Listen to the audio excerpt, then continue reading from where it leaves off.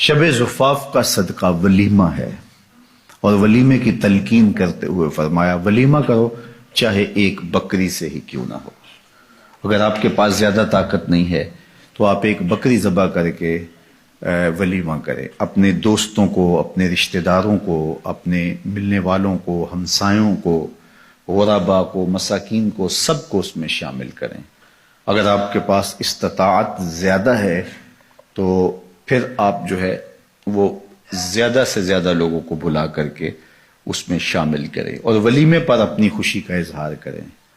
یہ جو 500، 600، 700 لوگ لے کر بیٹی والوں کے اوپر حملہ آور ہوتے ہیں نا، اس کو چھوڑ دیں، یہ زیادتی ہے۔ آپ کو خوشی ہے تو اس خوشی کا اظہار اپنے گھر کیجئے، اس کا رواج ڈالیے۔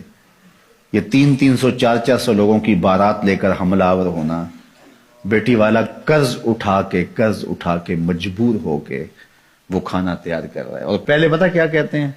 ہمارے مہمانوں کو کھانا اچھا دینا، اور چاہے بیٹی کو کچھ دینا نہ دینا۔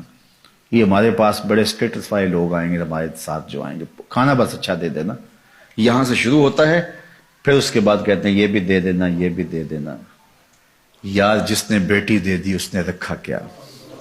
اور وہ قرض اٹھا کے تمہیں دے رہا ہے، اور اس سے زیادہ کمینگی اور کیا ہو سکتی ہے؟ اس سے تو جولی پھیلا کے گلیوں میں مانگ لیتے تو اچھا تھا، اس سے تو گلیوں میں مانگ لینا اچھا تھا، اور تم مجبور بیٹی والے سے مانگ رہے ہو، اور تمہیں پتہ ہے کہ وہ قرض اٹھا کے اپنی بیٹی کے لیے جہیز تیار کر رہا ہے۔ ایک دفعہ ایک خاتون میرے پاس آئی، روز ایسے لوگ آتے ہیں، تو اس نے کہا کہ کھانے کا مسئلہ ہے تو آپ حل کر دیجئے۔ جو غربت کی حالت تھی ان کی، جو پوزیشن تھی بچی کے لیے، جو 2، 4، 10 جوڑے بنائے یا جس طرح ہوا ان کا، تو میں نے کہا آپ کا گھر بھی کرائے کا ہے اور مقروض آپ ہیں، تو وہ آپ ان کو سمجھا نہیں سکتے؟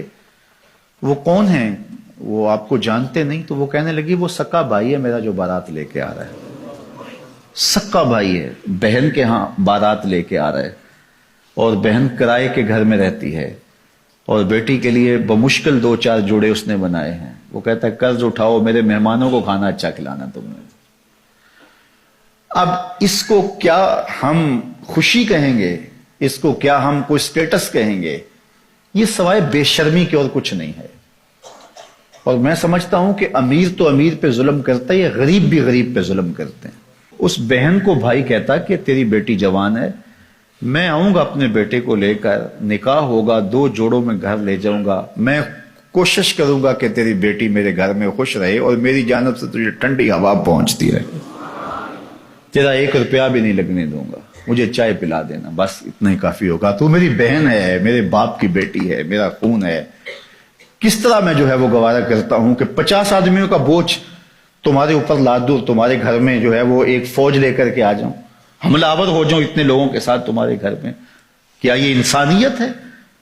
اور یہ خوشی ہے؟ اس کو خوشی نہیں کہتے، یہ زیادتی ہے، یہ ظلم ہے، اور یہ روز معاشرے میں ہو رہا ہے، ایک دوسرے کے ساتھ ہم کر رہے ہیں۔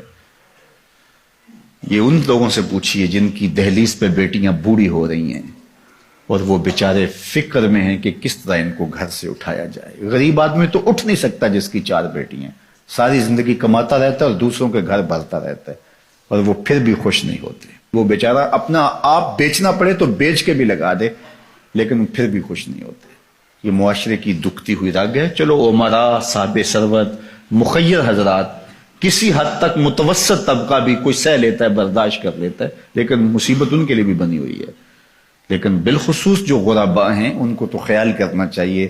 نکاح فی المساجد کا ماحول پیدا کریں، اور مساجد میں آئیں، نکاح ہو، اور گھر سے بیٹی کو رخصت کر دیں، بات ختم۔ اگر آپ کے پاس جو ہے وہ ثروت ہے، نہیں تو ایک بکری سے ولیمہ کر دیں، نہیں تو آپ زیادہ لوگوں کو بلا لیں، کوئی بات نہیں، شریعت آپ کو خوشی کی اجازت دیتی ہے، لیکن اپنے گھر کریں نا۔